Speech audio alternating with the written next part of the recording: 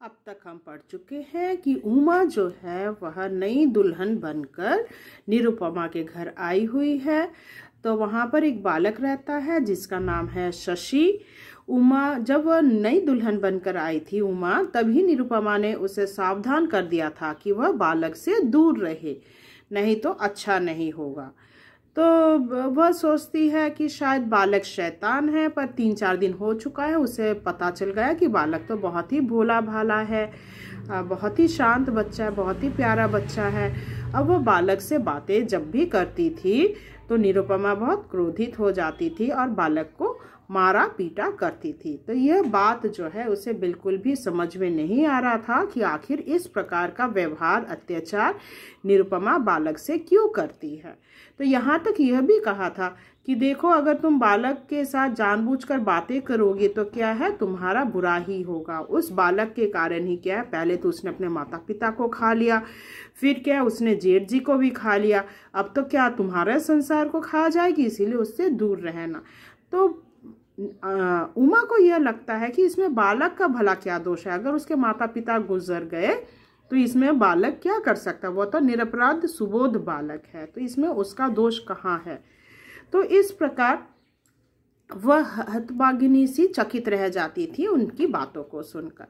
वह एक दिन क्या है, वह अपने पति से, अमूल्य बाबू हैं, उसे समझाने लगी कि इस प्रकार जीजी हमेशा क्या है शशि के साथ अत्याचार क्यों करती है। वह तो भोला सा बालक है, तो क्या उसे प्रेम नहीं करती, जब भी मैं बातें करती हूँ तो इस प्रकार अत्याचार करती है। तब अमूल्य बाबू से समझाते हैं कि जीजी जो हैं शशि से बहुत प्यार करते हैं, वह उस पर एकाधिकार चाहते हैं, इसीलिए उसके साथ इस प्रकार का व्यवहार करते हैं। वह सहन नहीं कर पाती है अगर वो कोई उसके साथ बातें करे।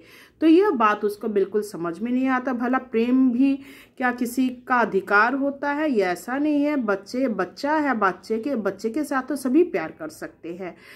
तो इतने में यह बातें उन लोग आपस में डिस्कस ही कर रहे थे कि अचानक उसे सुनाई देता है कि शशि बहुत बिलख बिलख कर रो रहा है, चित्कार कर रहा है, तड़प रहा है। उससे रहा ना गया और वह भागकर जाती है। वह देखती है कि निरुपमा जो है शशि को पीट रही है। यह उससे रहा नहीं गया देखकर और उसके वह पांव पड़ जाती है और कहती है कि शशि को छोड़ दे। शशि को वह छोड़ तो देती है, पर निरुपमा के आंखों में क्या है, पानी आ जाता है। कारण पूछने पर पता चलता है कि शशि ने मिठाई चुराए हैं, अब तो वह चोर हो गया, चोरी करना भी सीख गया है। तो ये बात जब उसने सुना तो वह शशि से पूछता है कि तुमने चोरी क्यों की।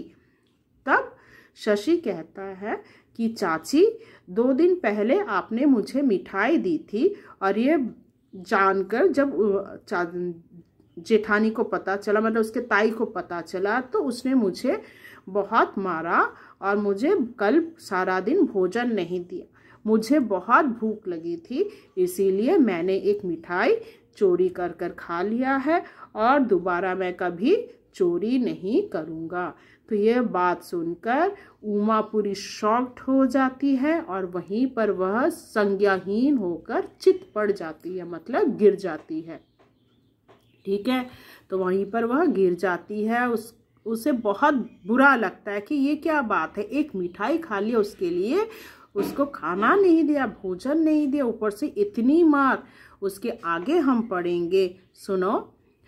उमा ने यह सब देखा और छिचीक कर वह भी वहीं गिर पड़ी। तो उमा वहीं पर गिर पड़ती है और 3 दिन बाद, इस प्रकार 3 दिन बीत गए तो एकदम से बेहोश हो गई थी। उमा को बड़े जोर का बुखार चढ़ा हुआ था। अब क्या है, उमा को तेज बुखार चढ़ गया है। अमूल्य को डर था कि कहीं उमा की बीमारी घातक ना हो। तो क्या है, अमूल्य बाबू यही सोचते हैं कहीं उमा की बीमारी बहुत तेज ना हो जाए, कहीं कुछ ना हो जाए उल्टा सीधा। वह बार बार बेहोश हो जाती थी, मतलब उसे इतना कष्ट हुआ इस बात को जानकर, तो वह बार बार बेहोश हो जा रही थी। वह गर्भवती भी थी, क्या है, वह प्रेग्नेंट भी थी। निरुपमा ने उसकी यह दशा देखकर कहा, मैंने इसे कई बार मना किया। अमूल्य इस अभागे बालक की छाया भी कष्ट की छाया है। तो मैंने उसको, निरुपमा कहती है कि अमूल्य, मैंने इसको कई बार मना किया था कि बच्चे से दूर रहे, बच्चे का की छाया भी अगर पड़ जाए तो बहुत बुरा होगा, वो लड़का बिल्कुल ठीक नहीं है। मगर यह तो सुनती नहीं है, जानबूझकर क्या है, वह बार बार जाकर बालक से मिलने चली जाती है। अमूल्य मुस्कुराकर रह गए। अमूल्य बाबू कुछ नहीं कहते, चुपचाप रह जाते हैं। थोड़ी देर बाद जब उमा ने आंखें खोली तो उसका हाथ अपने हाथ में लेकर बोले, उमा तुम्हें क्या हो गया है, आखिर बात क्या है, तुम इस प्रकार क्यों बिहेव कर रही हो। उमा ने उन्हें देखा और पूछा, शशि कहाँ है। जब भी उसका होश आता तो वह यही पूछती कि शशि कहाँ है। स्कूल गया है। तो उत्तर में अमूल्य बाबू ने कहा कि वह स्कूल गया हुआ है। उसे बुला दो, मैं अब ना बचूंगी। तो कहती है, मैं और नहीं बचूंगी, उसे बुला दो, मैं एक बार उससे मिलना चाहती हूँ। अमूल्य उसके ऊपर झुक आए और प्रेम भरे स्वर में बोले, ऐसी मत बोलो उमा, इस प्रकार की बातें मत बोलो।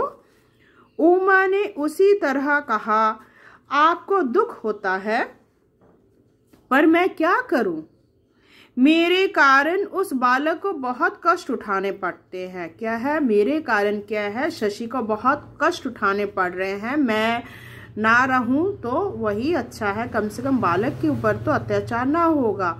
उसे एक बार मेरे पास ला दो। कहती है, एक बार सिर्फ मेरे पास ला दो, मैं उससे देखना चाहती हूँ, मिलना चाहती हूँ। उधर ही आती हुई निरुपमा ने उन वाक्यों को सुना। अब ये बात जो है निरुपमा के कान में आता है। वह बोली, जिसके कारण तुम इस दशा को पहुंच गई, उसको देखने के साथ अब भी बाकी है। तो उसी के कारण क्या है, शशि के कारण ही तुम्हारी यही हाल हो गई है, और अब भी तुम शशि से मिलना चाहती हो। तुम्हें उसकी छाया से भी बचना चाहिए बहू। तो क्या है, तुम्हें उसकी छाया से भी दूर रहना चाहिए। तुमने यह क्या कहा जीजी, उमा ने हृदय के आवेग में को रोकते हुए कहा। तो वह गुस्सा हो जाती है और कहती है, आप क्या कह रही हैं जीजी, ऐसा आपको कहना उचित नहीं लगता। शशि को उसके मामा के यहाँ भेज देती है। और फिर क्या, शशि को क्या करती है, वह निरुपमा क्या करती है, उसको उसके मामा के यहाँ भेज देती है। इस अभागे बालक के कारण मैं अपनी चाँद सी बहू को नहीं खो सकती। तो क्या कहती है, वह बोलती है कि मैं इसको उसके मामा के घर भेज दूंगी, उसके कारण हर घर की बहू का कुछ हो जाए, मैं ये बिल्कुल सहन नहीं कर पाऊंगी। कहते कहते निरुपमा की आंखें भर आई। उमा कोई उत्तर नहीं दे सकी, कोई उत्तर नहीं देती। भावावेश से उसकी जीवा रूंध सी गई। उसने कातर दृष्टि से अपने पति की ओर देखा, मानो उसने कहा, ऐसे तो मैं और भी जल्दी मर जाऊंगी, अगर इसी प्रकार उसको भेज दिया गया तो मैं और भी मर जाऊंगी। वह कहती, इस प्रकार की व्यवस्था ना करे, शशि के साथ इस प्रकार अत्याचार ना करे। और जब निरुपमा चली गई तो अमूल्य बोले, मैं कहता हूँ उमा, कल से हम दूसरे मकान में चलेंगे। तो वो कहते हैं, चलो शशि के ऊपर जब ऐसा ही हाल हो रहा है, तुम्हारी भलाई के लिए मैं कहती हूँ, चलो हम लोग, अमूल्य बाबू क्या कहते हैं, हम लोग और कहीं शिफ्ट कर जाएंगे, दूसरे मकान में चले जाएंगे, यहाँ नहीं रहेंगे।